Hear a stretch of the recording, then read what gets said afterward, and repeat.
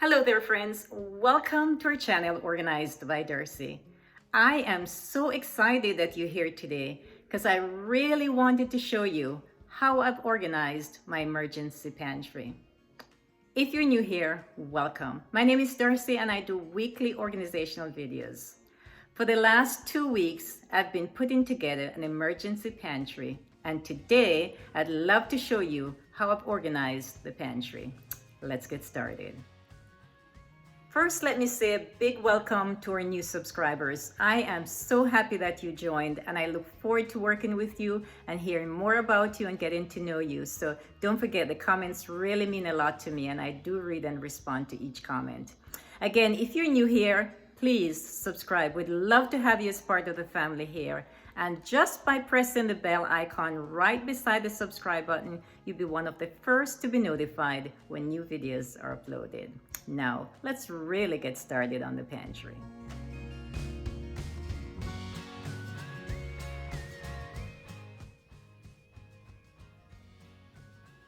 Welcome to our pantry.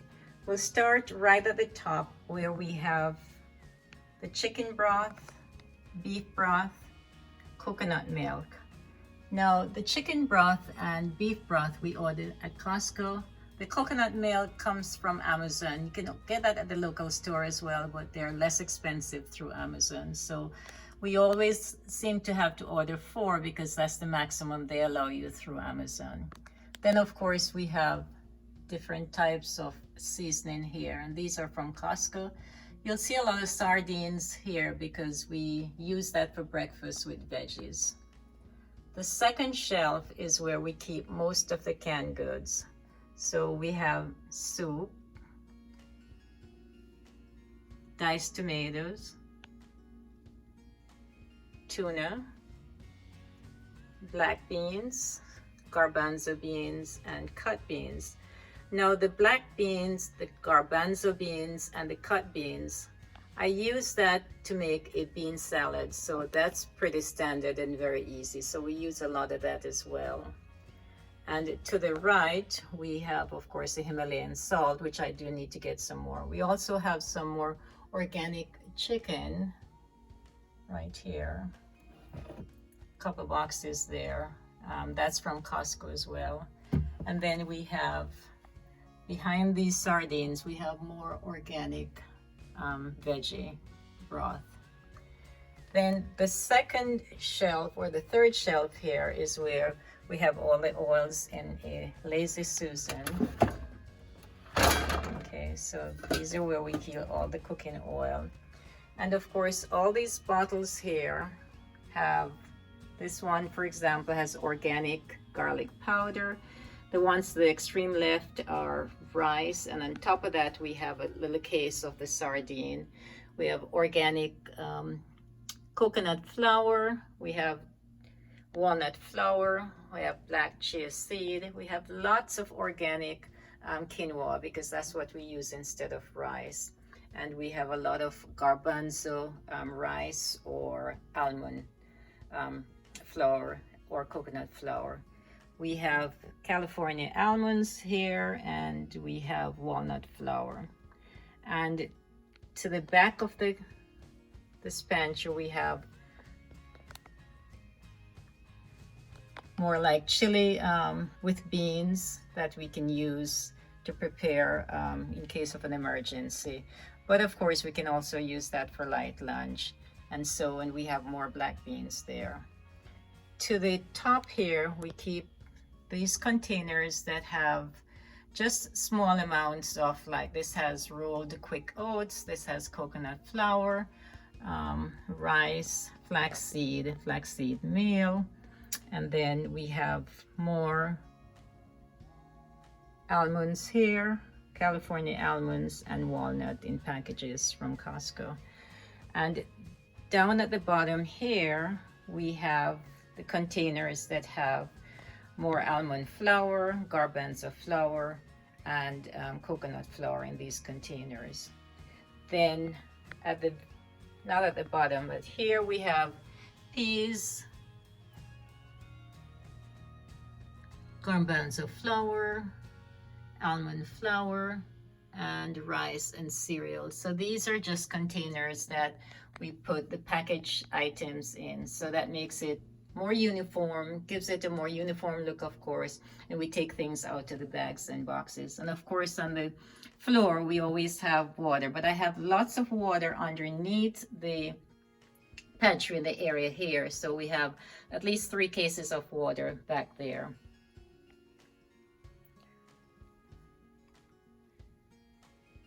So this is the pantry, just the basic items in here. What we do is we pull from here using the meals that we're preparing each day. And then when we are out of these items, we replace it from a box. And I'll show you that in just a few minutes.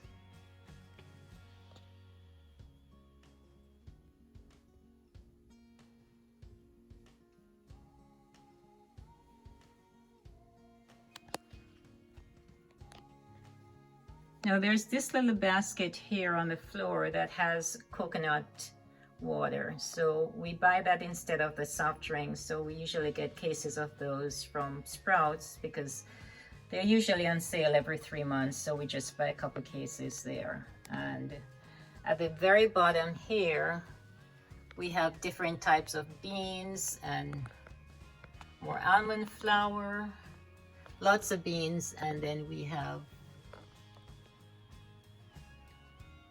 sauce here for the pasta sauce as well. So this is what's on the floor here. Now let's look at a couple of boxes outside that we'll put up in cabinets here, and I'll show you that in just a few more minutes.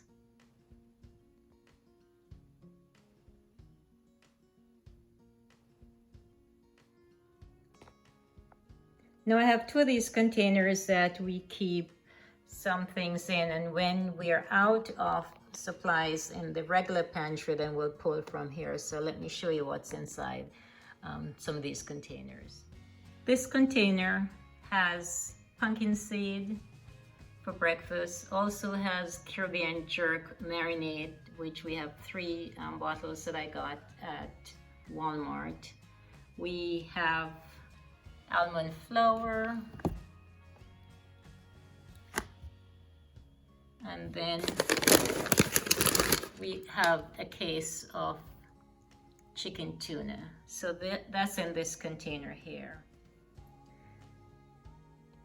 The second container here has grain-free granola that my husband likes to use for his breakfast. So we have quite a few bags of those. And then we have more of the pumpkin seed for cereal. More almond flour there, and this I think is coconut flour.